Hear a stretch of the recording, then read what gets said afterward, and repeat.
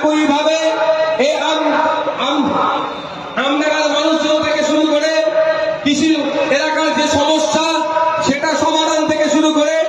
Industrial bell এই বীজপুর থেকে শুরু করে ওই আপনার নৈহাটি থেকে শুরু করে ব্যারাকপুর পর্যন্ত যেই সমস্ত কলকারখানার শ্রমিকদের শ্রম চুরি করা হচ্ছে সমস্ত বিষয়ে সোচ্চার হবে আওয়াজ তুললে আগামী দিনে পার্লামেন্টে তাহলে আমাদের অ্যাডভোকেট জামিল সাহেবকে কাউন্সিলের পক্ষে ভোট দিয়ে তাকে পার্লামেন্টে পাঠাবে। আপনারা বিধানসভা নির্বাচনে প্রার্থী দিয়েছিলাম, আপনারা অনেকে ভোট দিয়েছিলেন, অনেকের ভোট দেওয়ার ইচ্ছে থাকলেও